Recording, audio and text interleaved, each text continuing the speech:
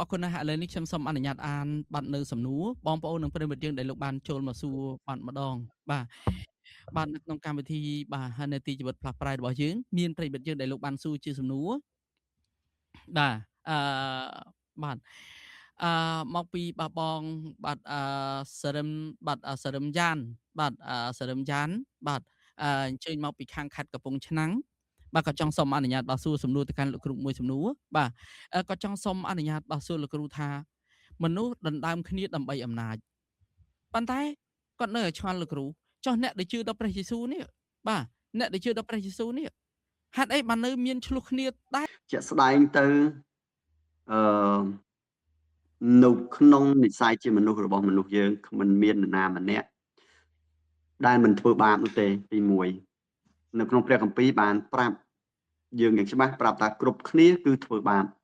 គឺគ្រប់គ្នាគឺរាប់ទាំងអ្នកដែលព្រះយេស៊ូវគ្រីស្ទបានសុគតសងថ្លៃប្រោសលួសរួចហើយក៏ដោយហើយនឹងអ្នកដែលមិនទទួលបានសេចក្តីសង្គ្រោះអំពីអង្គព្រះយេស៊ូវគ្រីស្ទក៏ដោយគឺសុទ្ធតែជាប់មានបាបក៏ប៉ុន្តែនៅចំណុចមួយទៀតដែលយើងត្រូវដឹងគឺអ្នកដែលព្រះបានហៅឲ្យបានរួចចេញពីបាបហើយគឺអ្នកដែលទទួលស្គាល់អង្គព្រះយេស៊ូវគ្រីស្ទជាព្រះអម្ចាស់ហើយជាព្រះសង្គ្រោះរបស់គាត់រួចហើយគឺអ្នកនោះគឺព្រះវិញ្ញាណបរិសុទ្ធគង់នៅជាមួយនៅកន្លែងនេះគឺជាការដែលសំខាន់មែនទែននៅពេលដែលនរណាម្នាក់ទទួលជឿអង្គព្រះយេស៊ូវគ្រីស្ទគឺនៅក្នុងព្រះគម្ពីរបានប្រាប់ថាអ្នកនោះគឺជាកូនរបស់ព្រះគឺមានព្រះគង់នៅជាមួយក៏ប៉ុន្តែនៅពេលដែលកូនរបស់ព្រះបានភ្លាត់ទៅធ្វើបាបគឺនៅលើផែនដីនេះអត់មានអ្នកសុចរិតណាដែលអត់ធ្វើបាបនោះទេគឺទោះបីជាអ្នកនឹងទទួលជឿអង្គព្រះយេស៊ូវគ្រីស្ទជាព្រះអម្ចាស់ជាអង្គសង្គ្រោះក៏ដោយក៏ប៉ុន្តែដរាបណាដែលគាត់រស់នៅក្នុងសាច់ឈាមនេះនៅឡើយគឺតែងតែធ្វើបាបក៏ប៉ុន្តែអ្វីដែលសំខាន់ជាងនឹងទៅទៀតនោះគឺកូនរបស់ព្រះខុសអំពីកូនរបស់ប្រែតកូនរបស់ព្រះគឺខុសអំពីអ្នកដែលមិនមែនជាកូនរបស់ព្រះអ្នកដែលមិនមែនជាកូនរបស់ព្រះគឺអត់មានព្រះវិញ្ញាណបរិសុទ្ធគង់នៅជាមួយនោះទេអ្នកដែលមិនមែនជាកូនរបស់ព្រះគឺព្រះអត់មានការដែលប៉ះពាល់ចិត្តឲ្យបានវិលមកកាន់ឯសេចក្តីពិតវិញនោះទេគឺគាត់នឹងរស់នៅខុសហើយខុសទៀតនៅពេលខ្លះគឺគាត់អាចដឹងកំហុសរបស់គាត់គ្រាន់តែសោកស្ដាយគាត់យំដោយសារតែគាត់ធ្វើខុសគាត់សោកស្ដាយតែប៉ុណ្ណឹងឧទាហរណ៍នៅក្នុងព្រះគម្ពីរមានអង្គបុគ្គល2នាក់ដែលជាសិស្សរបស់ព្រះយេស៊ូវគ្រីស្ទអ្នកនឹងដើរជាមួយនឹងព្រះយេស៊ូវអ្នកនឹងរស់នៅជាមួយនឹងព្រះយេស៊ូវហើយស្ដាប់ឮការបង្រៀនរបស់ព្រះយេស៊ូវគ្រីស្ទរួមទាំងចេញទៅធ្វើទីបន្ទាល់ទៅប្រកាសអំពីដំណឹងល្អអំពីព្រះយេស៊ូវគ្រីស្ទផងដែរក៏ប៉ុន្តែនៅថ្ងៃចុងក្រោយគឺនៅពេលដែលគេចាប់អង្គព្រះយេស៊ូវគ្រីស្ទយកទៅឆ្កាងគឺមានមនុស្សជាការពិតគឺសិស្សទាំងអស់បានរត់ចោលព្រះអង្គក៏ប៉ុន្តែមានសិស្សមួយដែលលក់ព្រះយេស៊ូវគ្រីស្ទគឺឈ្មោះថាយូដាសអេសការីយ៉ុតគឺគាត់ឃើញអង្គព្រះយេស៊ូវគ្រីស្ទព្រះអង្គបានធ្វើការអស្ចារ្យគាត់ដឹងថាព្រះយេស៊ូវគ្រីស្ទព្រះអង្គគឺជាព្រះគាត់ហៅថាលោកគ្រូគាត់ហៅព្រះអង្គព្រះយេស៊ូវគ្រីស្ទថាលោកម្ចាស់ក៏ប៉ុន្តែគាត់ហៅតែលោកម្ចាស់គាត់ហៅតែលោកគ្រូក៏ប៉ុន្តែគាត់អត់មានព្រះវិញ្ញាណបរិសុទ្ធដែលគង់នៅក្នុងជីវិតរបស់គាត់ដូច្នេះនៅពេលកលៈទេសៈមួយមកដល់គឺគាត់អត់រាប់ថាព្រះយេស៊ូវគ្រីស្ទជាអង្គបុគ្គលដែលជាម្ចាស់នៃជីវិតរបស់គាត់ទេគឺគាត់ធ្វើទៅតាមចិត្តរបស់គាត់ហើយនៅពេលដែលគាត់ដឹងថាគាត់ធ្វើតាមចិត្តរបស់គាត់ហ្នឹងគឺមានបញ្ហាគឺគាត់ដឹងថានៅពេលដែលគាត់ធ្វើបាបហ្នឹងគឺជារឿងដែលទាស់ប្រឆាំងជាមួយនឹងបំណងប្រហារតីព្រះមិនសពប្រហារតីទេអញ្ចឹងដោយសារតែការដែលគាត់រស់នៅក្នុងសាច់ឈាមគឺដែលអត់មានព្រះវិញ្ញាណបរិសុទ្ធរបស់ព្រះដឹកនាំនៅពេលគាត់ដឹងកំហុសគាត់ដឹងថាគាត់បានបញ្ជូនអង្គព្រះយេស៊ូវគ្រីស្ទដែលជាគ្រូរបស់គាត់ដែលជាលោកម្ចាស់របស់គាត់ហើយដែលទ្រង់អត់មានបាបទោសសោះដែលគាត់នឹងឯងដោយសារតែចង់បានមួយពេលគឺលក់ព្រះអង្គក្នុងតម្លៃប្រាក់30ដួងគឺលក់ក្នុងតម្លៃប្រាក់30ដួងអញ្ចឹងបើសិនជាយើងសម័យពី30ដួងមកដល់បច្ចុប្បន្ននេះប្រហែលជា$30000គឺយើងអាចសន្និដ្ឋានបែបនេះអញ្ចឹងគឺជាលុយដែលច្រើនមែនទែនពីព្រោះនៅក្នុងព្រះគម្ពីរប្រាប់ថាលុយ30ដួងនឹងអាចទិញវាលមួយដ៏ធំគឺដីមួយដ៏ធំដែលឈ្មោះថាអាកលដាម៉ាគឺហៅតាមភាសាឡាតាំងគឺអាកលដាម៉ាគឺជា គឺជាដីស្រែមួយរាប់ហិកតាគឺធំមែនតើគឺវាលនឹងឯងគឺធំអញ្ចឹងគាត់អាចយកប្រាក់30ដួងឯងយកទៅទិញដីឯងអញ្ចឹងដោយសារតែការចង់មានចង់បានគឺគាត់លក់ free squid ក៏ប៉ុន្តែនៅពេលដែលគាត់ដឹងនៅពេលគេគាត់ឃើញថាគេយក free squid ទៅវាយដំគេយក free squid យកទៅឆ្កាងគេយក free squid យកទៅប្រមាថសពយ៉ាងគឺគាត់សោកស្ដាយមែនតើរហូតដល់គាត់ឃើញថា free squid បានសគត់ដោយសារតែការដែលគាត់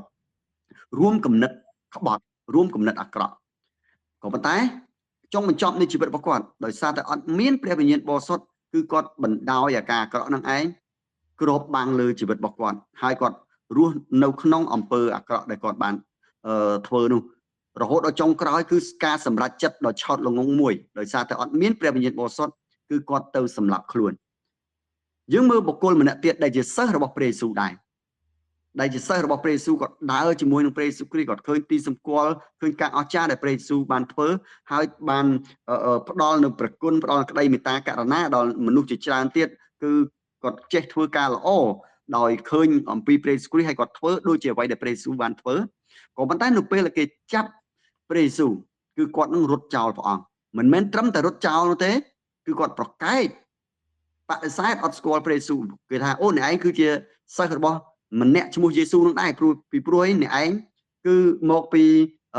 ភូមិណាសារ៉េតដូចគ្នាអ្នកឯងនិយាយសម្លេងដូចគ្នាគឺគាត់ប្រកែកថាទេមិនមែនខ្ញុំទេគឺខ្ញុំមិនស្គាល់អ្នកនោះទេគាត់ប្រកែកម្ដងហើយម្ដងទៀតរហូតដល់គេនិយាយថាខ្ញុំឃើញអ្នកឯងនៅជាមួយនឹងអ្នកឈ្មោះថាយេស៊ូវនឹងដែរដូច្នេះគឺគាត់នៅតែប្រកែកថាមិនមែនទេរួចគាត់បានរត់ចេញទៅហើយគាត់មានការជឿយកចាប់គាត់មានការតូចចិត្តគាត់មិនគួរណាបដិសេធព្រះយេស៊ូវគ្រីស្ទដែលជាព្រះអម្ចាស់របស់គាត់ក៏ប៉ុន្តែនៅពេលដែលគាត់ដឹងកំហុសគាត់ឯងគឺគាត់នៅពេលគឺគាត់សម្រេចចិត្តវិលមកឲ្យព្រះយេស៊ូវវិញគាត់យំគាត់ក្តុកក្ដួលគាត់លន់តួគាត់សារភាពរហូតដល់ព្រះយេស៊ូវគ្រីស្ទបានប្រាប់ថាពេត្រុសគឺគាត់ឈ្មោះពេត្រុសតើអ្នកឯងស្រឡាញ់ខ្ញុំមិនអីគឺនៅពេលនោះឯងគឺគាត់បានសារភាពព្រះអង្គទ្រង់ជ្រាបពីចិត្តរបស់ទូលបង្គំហើយដូច្នេះនៅក្នុងចំណុចមួយនេះដែលយើងមើលឃើញយើងដឹងយ៉ាងជាក់ច្បាស់ថាគឺនៅលើផែនដីយើងនេះនៅក្នុងព្រះនេតរបស់ព្រះទោះបីជាអ្នកដែលទទួលជឿព្រះហើយក៏ដោយក៏នៅតែធ្វើបាបដែរអ្នកដែលដើរជាមួយនឹងព្រះវិញ្ញាណបរិសុទ្ធបាទសំទោសដើរជាមួយនឹងព្រះយេស៊ូវគ្រីស្ទដែលនៅក្នុងព្រះគម្ពីរបានប្រាប់បានភ្លក់ព្រះវិញ្ញាណបរិសុទ្ធបានភ្លក់ព្រះវិញ្ញាណបរិសុទ្ធហើយក៏ដោយក៏ប៉ុន្តែគាត់នៅតែអាចនឹងធ្វើបាបដដែលក៏ប៉ុន្តែលទ្ធផលគឺមានពីរបើសិនជាអ្នកនឹងមានព្រះវិញ្ញាណបរិសុទ្ធគង់នៅជាមួយអ្នកនឹងឈឺចិត្តខ្មាស់បាបហើយបែរមកឲ្យព្រះយេស៊ូវវិញលន់តួសារភាពបាបរបស់ខ្លួនដូចជានៅក្នុងព្រះគម្ពីរសម្បត្តិយ៉ូហានទី1ខចំពុក2ខ12រហូតដល់ខទី17បាទនៅសល់មួយនាទីខ្ញុំសូមអានតែម្ដងគឺសម្បត្តិយ៉ូហានទី1ចំពុក2ខ12ដល់ខទី17បានចែងបែបដូចនេះកូនតូចរាល់គ្នាអើយខ្ញុំសរសេរផ្ញើមកអ្នករាល់គ្នាពីព្រោះទ្រង់បានអត់ទោស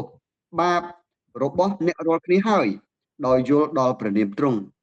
ឪពុករាល់គ្នាអើយខ្ញុំសរសេរផ្ញើមកអ្នករាល់គ្នាពីព្រោះបានស្គាល់ព្រះដែលទ្រង់គង់នៅតាំងពីដើមរៀងមក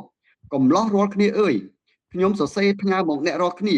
ពីព្រោះបានឈ្នះអំណាចបាទអាមេកំណាចហើយក្មេងរាល់គ្នាអើយខ្ញុំបានសរសេរផ្ញើមកអ្នករាល់គ្នាពីព្រោះបានស្គាល់ព្រះវរបិតាខ14ឪពុករាល់គ្នាអើយខ្ញុំសរសេរផ្ញើមកអ្នករាល់គ្នាពីព្រោះបានស្គាល់ព្រះដែលគង់នៅតាំងពីដើមរៀងមកកំឡោះរាល់គ្នាអើយខ្ញុំបានសរសេរផ្ញើមកអ្នករាល់គ្នាពីព្រោះបានមានកម្លាំងហើយព្រះបន្ទូលក៏ស្ថិតនៅក្នុងអ្នករាល់គ្នាបានឈ្នះមេកំណាចហើយខ15កុំអោយស្រឡាញ់លោកីឬរបស់អ្វីដែលនៅក្នុងលោកីនេះឲ្យសោះបើអ្នកណាស្រឡាញ់លោកីអ្នកនោះគ្មានសេចក្តីស្រឡាញ់របស់ព្រះវរបិតានៅក្នុងខ្លួនឡើយត្បិតអស់ទាំងសេចក្តីដែលនៅក្នុងលោកីនេះគឺជាសេចក្តីពងប្រាថ្នារបស់សាច់ឈាមនិងសេចក្តីពងប្រាថ្នារបស់ភ្នែកហើយសេចក្តីអំនួតរបស់ជីវិតនោះមិនមែនមកពីព្រះវរបិតាទេគឺមកតែពីលោកីនេះវិញខ17ឯលោកីនេះនឹង សេចក្តីពងប្រាថ្នារបស់វានោះកំពុងកន្លងទៅតែអ្នកណាដែលធ្វើតាមព្រះハរតីព្រះនោះ